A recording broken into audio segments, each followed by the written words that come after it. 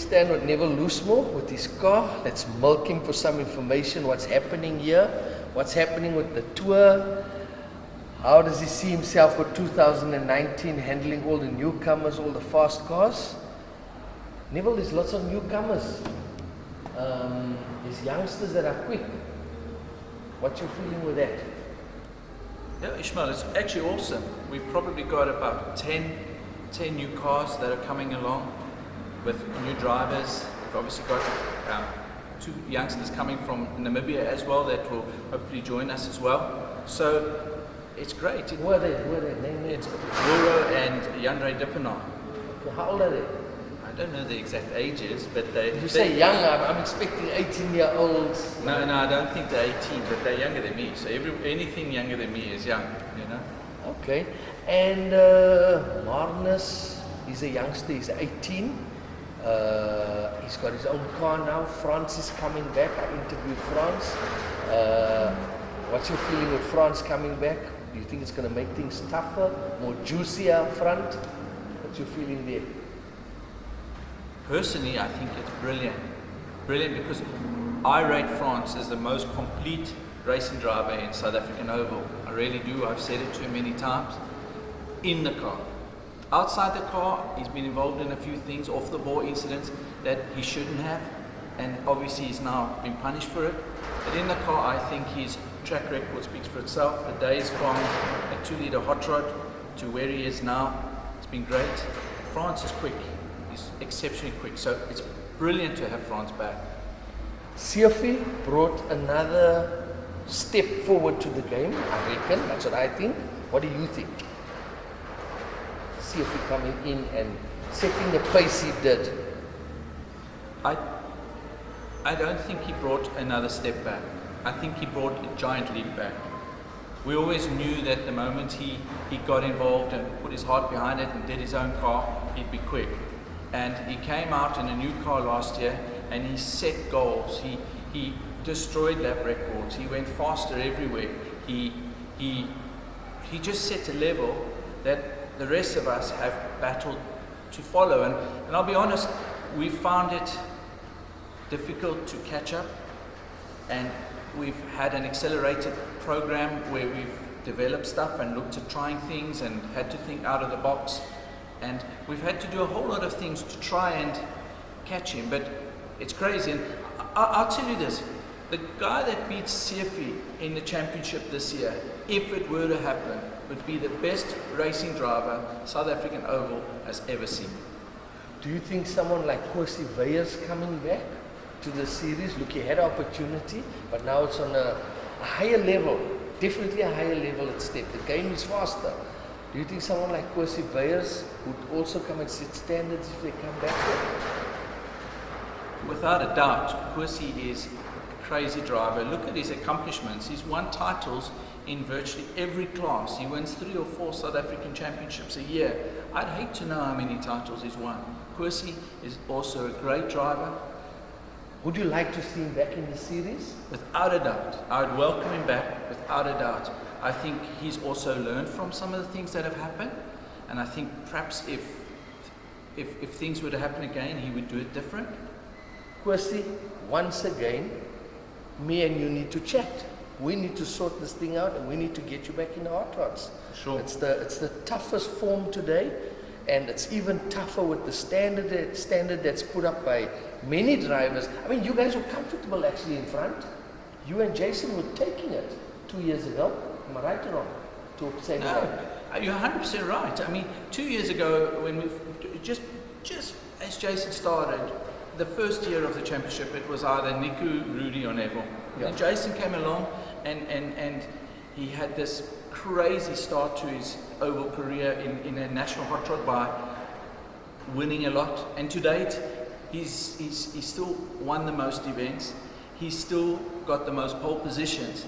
But in the latter half of last year, we were clinging. We were no longer racing for wins. We were racing for grip, top 10. So the sport evolved at a level, and the only one that went with Siafi was actually Rudy.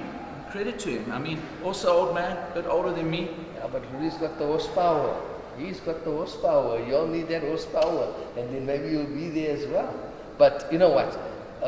When CFE came out, it was just another impact to everyone, and everyone was jumping around like chickens without heads on it. And then you tend to do the wrong thing, don't you?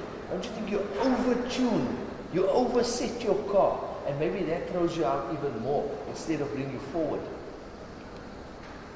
I think there's a strong element of truth in that. I think the biggest problem is you tend to try and do too much. You tend to look for a second a lap, whereas you should be looking for 0.05 of a second. So you tend to compensate in the wrong areas. But obviously, it becomes panic mode. You've got to understand now. You're the defending champion. You've got everyone's eyes looking up to you. You're the benchmark, because I don't care what they say. You know, when I put you up at the track, I know that everybody's got an eye on what I'm doing. And then along comes this chap with a good history, good driving pedigree, and he starts to do exceptionally well. And above all, he's a freaking good driver. And so you do panic, you try things. We've done engine development, second to none. We've done crazy things. We've tried setups. We've tried to copy on setups. We've gone out of our comfort zone. And so in a way you start to panic, and you learn from it. You get to a stage where you sit, stop, and see things differently. Why did you change colors? You guys had all the same color at one stage, like a team thing. Why have you changed color for Jason? I think importantly, Jason needs his own identity. I don't think Jason wants to be known as Neville's son. I think he wants to be known as Jason. And that's the important part. You must understand that wherever we race, there's this threat or notion of team racing. Whatever happens, there's this threat. And people sit and think, well, it's team this, team that, and you know, and then you sit and you wonder, well, is it worth even denying it? Because in Pretoria at the beginning of the year, I had a collision with Orchid and I had a flat wheel. And I knew I had a problem. And so as the cars were catching me to pass me, because now I was running at a slower pace, as each car passed me, I sort of moved to the inside and I let them go. And there were 3 cars I let through, and then the same with Jason. And straight away afterwards, you know, our English friends were there saying, team racing, he let him in, he let him in, he let him in. I let everyone in. Yeah. But, you know, then we moved forward 6 or 7 months to Clarksdorp, where Jason started the final second and I started the final in 3rd place. I was driving Michelle's car that night, and Jason had a huge banging session in the first corner. Okay, stop just there. That I want to take him on about. I don't want to bursting everything here about that night in Polokwane. I want to have more insight with him on what happened. So I don't want you to talk about that right now. Well, all I can tell you is the trip home was very quiet. There wasn't much talking. I'm sure that causes a problem in your family, or with the atmosphere between you guys when you go home. It would definitely do so, because he's a hot-headed boy, and that's who he is, and nobody can change that. But that I want to talk to him about. Right, back to your car. Where do you see yourself 2019? What do you think your chances is for 2019? I hope to do well. I realize that I know there's a few comments about my age, and I mean I'm 48, but we saw NASA won Dakar and he's in his 50s. So I think that probably at the moment I am young enough to be fast, but I believe I'm also old enough to be wise, and so be it. But I can tell you, all the guys out there who will come and say, you know, the age side, a bit this, a bit that, when I'm on their tail, they watch a mirror. They do, because something's going to happen, and invariably it does.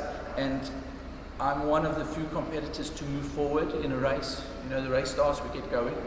I think in the last year we've been let down in qualifying. I know there's a bit of banter about, you know, being a bit old to hit that perfect lap.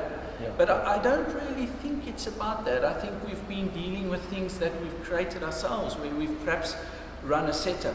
The biggest problem we've got at the moment with the car is it comes in too late. The car is taking too long to come into good lap times. Now, on a 30-lap race, it's fine. But on the qualifying lap, we're battling to get that little bit, that instantaneous speed, that one lap kill a lap. We battle a bit to get it. But I still feel like it's inside me, you know. But I don't know, time will tell. So we just hope to do well, and I don't know, I'd like to, for this year, win a few more races. Who's the driver that gives you the most stress when you know tomorrow you're racing? Which person is the first person that pops in your mind that starts the pressure? Okay, there's not a single driver that will start the pressure in me. Mentally, I believe I'm strong, and I don't suffer from where I sit and think, oh, I'm stressed out about that, or what have you. But there are a couple of drivers that are very serious contenders, and I've mentioned his name numerous times, and it's only because he's so good. I think Sefi is definitely one of those drivers. I think Rudy as well. I'd like to see how Rudy handles the year as the defending champion.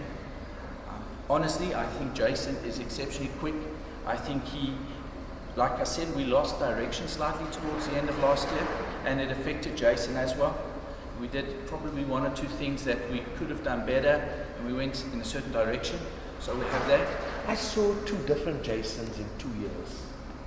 I saw the year before a confident boy getting into this car, taking on the world. That's what it looked like. And this past year that went by, I didn't see that in him. There was like a lack of something in him. Not his car, I'm not talking about his car, his pace, nothing, but just him as a boy racing. I can see there was something not as fiery as he had the year before. Did you pick anything of that up, or is it just my imagination? Yes, I think it has a lot to do with the fact that his girlfriend was away for a year in the USA. She was an au pair for a year. So I think that Storm being away definitely had an impact on his mindset.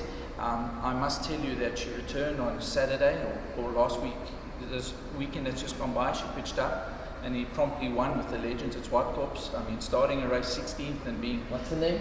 Storm. Storm? Is that her name? That's her name. Storm, you're going nowhere anymore. You're staying right here. You go where that car goes. Well, maybe the opposition will pay her to go away. Who knows? But listen, you know what? I think for him it was a thing. It was also his first year out of school. And he had a gap year where he stayed at home. And I think you're an adult, but you're still living under your mom and dad's roof, and you're sitting with those rules and what have you. And I think for him it was frustrating, because as a young adult you want to express yourself, but mom and dad are there, and two lions in the same cage don't work. And for this year he's now gone to varsity to start studying. He's now living in Durban. He comes up every now and then, sees us. Only time he really knows us is when he needs a bit of money. But other than that, you know, he breezes up here with the racing. And I really think we're going to see a different child this year. I mean, there are no targets. The target for him is to win. The target for me is to win. Yeah, sure, that's why you're doing it. And we just see if age plays a part or not. Age does not play a part. Let me tell you, I'm also a racing driver, you know. And I think I'm the quickest right now where I am in my life, and I'm 52. And I'm so relaxed in the car, and I bang it so hard, it's not funny. It's really not funny. And I sit in the car and I'm smiling, and it feels good to me. So I don't think age can be a problem. Seriously, I don't. I don't believe any of that age crap. Your power now, who's warming with your engine now? That makes you, I can see confidence in you, which I like. So what's happened? Who's your engine builder? If I told you that, I'd have to kill you. No, our engines are built by Jan Jacobs from Ari Racing in Richards Bay. I believe we've got a couple of good engines out here. We've got to such a stage that we are working on maps. It's no longer just build a car and get as quickly as possible. We're now working on drivability. We're working on controlling the power, so we don't have. And I don't want everyone to jump to conclusions, say no, you know, the area in your car is now for traction control. But we're looking at things so that the car doesn't overheat its tires and what have you. So we've taken our development and the whole strategy to new places, and I believe it shows. We've definitely learned, and we have to go. We start off on the longer tracks, being Vereniging, which is essentially a power track. And obviously we need a load of power for that. and from there we'll see. You know, Are your engines lasting now? There was a stage everyone was replacing engines all the time. yeah, it happens. We tried a few things and they obviously didn't work. And you know, we've had this engine in since we raced at the Rock, and it hasn't come out. And it's last. It doesn't use oil. It's cool. It's strong. It does all the necessary things. So we've learned, you know, what makes these things tick. You know, we've got Michelle's car next to us, which revs to 11,200 RPM every time you take it down a straight, and the engine's, you know, 2 years old. So, yeah, they last. I mean, you know, 11,200 is high RPM. Again, I raced the rotary, and I drove on 11,200 all the time, and I hear people only talking about 10.5 with their brake after that. Is there any truth in that? yeah, revs is not great for an engine, but obviously it's to get it where the power band is. On our cars, on my car and Jason's car, we sort of prefer to keep it at 10.5, but the engines do have the capacity to go a little bit higher if we need it.